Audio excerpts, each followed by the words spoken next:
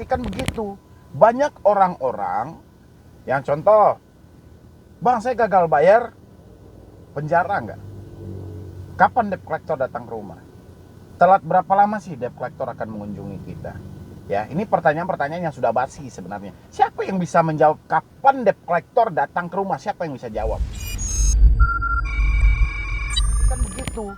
Banyak orang-orang yang contoh, bang saya gagal bayar, penjara nggak? Kapan debt collector datang ke rumah? Telat berapa lama sih debt collector akan mengunjungi kita? Ya, ini pertanyaan-pertanyaan yang sudah basi sebenarnya. Siapa yang bisa menjawab kapan debt collector datang ke rumah? Siapa yang bisa jawab? Hah? Nggak ada orang yang bisa jawab. Kalau ada orang yang tahu kapan debt collector datang ke rumah, patut dipertanyakan orang yang menjawab itu. Apakah Anda profesinya sebagai debt collector? Atau Anda pemilik dari sebuah perusahaan itu? Nggak bisa. Hanya menerka-nerka berdasarkan dari pengalaman yang ada. Ya. Ketika terkaan itu pas, oke, teman-teman puas. Ketika terkaan itu tidak pas, bagaimana menjadikan pro dan kontra? Ya. Kenapa? Karena pertanyaan Anda yang sulit. Ya. Menjawabnya sulit. Kapan debt collector datang ke rumah? Siapa yang tahu? Telat berapa lama mereka mau datang ke rumah? Siapa yang tahu? Ya, dan itulah terus yang menjadi beban dari diri Anda sehingga meluap dan Anda mentok sendiri. Ya, jadi dari teman-teman semuanya, tolong dikondisikan pikiran dengan maksimal. Kalau sesuatu pertanyaan Anda itu tidak mampu Anda jawab dan Anda timbang dari logika Anda juga tidak akan mungkin orang lain bisa menjawab dari pertanyaan Anda itu, mendingan dilupakan. Hari ini permasalahan Anda cuma telat bayar, gagal bayar. Konsepnya cuma uang. Ya, tidak ada hubungannya terindikasi ketidakvalidan data, terindikasi pemalsuan data, terindikasi ini segala macam. Itu kan cuma bagian dari penagihan debt collector. Ya. Sementara kita memberikan data yang sangat valid, akurat, nggak ada data fiktif satupun. Apa yang Anda takutkan? Terus Anda membayangkan, saya diproses ke jalur hukum, saya diproses ke penjara. Salah banget logika Anda kalau seperti itu. Ya, makanya saya berani bilang, belum ada orang yang dipenjara gara-gara telat bayar pinjol. Ya, belum ada orang yang diperdata masuk ke dalam sidang perdata gara-gara tidak mampu bayar pinjol. Ya, apa yang mau Anda tanyakan lagi? Debt collector datang ke rumah, bang. Debt collector datang ke rumah akan pilih-pilih orang yang akan mereka kunjungi. Ya, kayak Anda yang mati ketakutan setiap saat, siap-siap Anda akan dikunjungi. Kalau Anda penuh dengan keberanian, siap dengan mental Anda, debt collector nggak akan datang. Ya, makanya sesuatu itu kembali ke diri Anda. Kalau Anda mengizinkan sesuatu itu masuk ke dalam diri Anda, mereka akan masuk. Kalau Anda tidak mengizinkannya, tidak akan masuk. Karena ini diri kita loh. Jangan sampai diri kita dikuasai oleh orang lain. Ya. Dan buat OJK juga seperti itu. Jangan selalu dibiarkan hal ini. Jangan hanya melihat di satu sisi. Ya. OJK membasmi dari pinjol ilegal, tapi OJK lupa untuk mengobati pinjol legal. Pinjol legal ini banyak yang sakit loh. Ya. Sakit itu apanya? Programnya, mekanismenya, cara mereka. Sakit. Ya. Kalau OJK tidak mampu untuk menemukan itu, silahkan teman-teman jawab. Kira-kira apa kalau OJK tidak mampu menemukan itu? Kalau saya nggak percaya OJK tidak menemukan itu.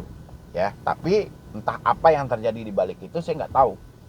Ya, dan kita berharapnya OJK di samping dia membasmi pinjol ilegal juga membenahi pinjol legal, karena banyak pinjol legal yang tidak layak diberi izin, tidak layak untuk mendaftarkan diri ke otoritas jasa keuangan. OJK harus mempunyai hal itu. Jangan hanya semata mereka mendaftar langsung diberi hukum dan perlindungan, dikeluarkan sertifikasi.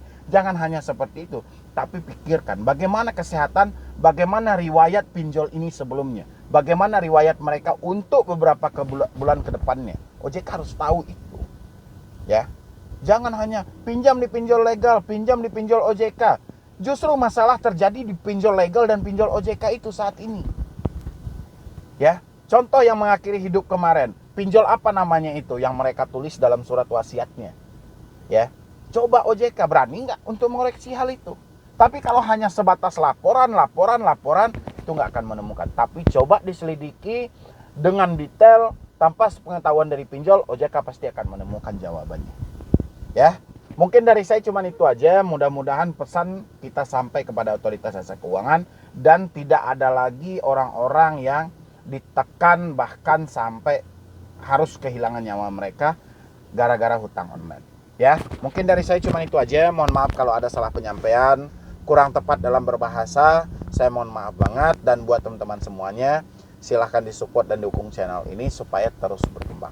Ya, jadi sekian dulu dari saya, Medi Broni. Wassalam. Oke. Banyak orang berpikir terancam dipidana gara-gara gagal bayar pinjol. Ya, sebenarnya kan hal inilah yang membuat pemikiran Anda menurun sehingga mentok.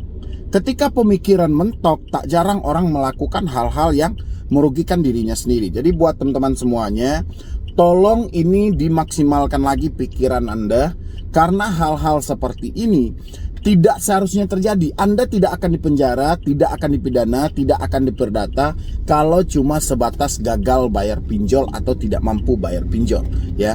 Karena Anda itu bukan penipu, bukan spesialis memang kerjaannya menipu ini segala, bukan itu gitu loh. Jadi tolong dimaksimalkan lagi pikiran Anda supaya hal-hal buruk tidak terjadi pada diri Anda, ya. Karena saya mau bikinkan seperti ini karena banyaknya orang-orang yang mengakhiri hidupnya gara-gara gagal bayar pinjol. Terima kasih semuanya. Ini saya bacain berita, ya, masih banyak yang bunuh diri mengakhiri hidup cuma gara-gara diteror pinjaman online. Jadi buat teman-teman semuanya, tolong berpikir lebih maksimal lagi supaya hal-hal seperti ini tidak terjadi lagi gitu ya. Karena banyak banget itu berita.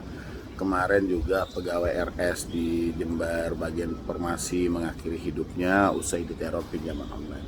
Coba dilihat video saya satu persatu, insya Allah rasa takut Anda akan hilang, Anda tidak akan depresi lagi. Karena teroran pinjol itu dari dulu sampai sekarang seperti itu aja. Kalau memang posisinya Anda panik banget, cabut kartu Anda, hapus WA Anda, kapan perlu Anda nggak usah gunain handphone itu lagi lah kalau daripada panik-panik ya. Yang penting jangan sampai nekat bunuh diri karena itu adalah perbuatan.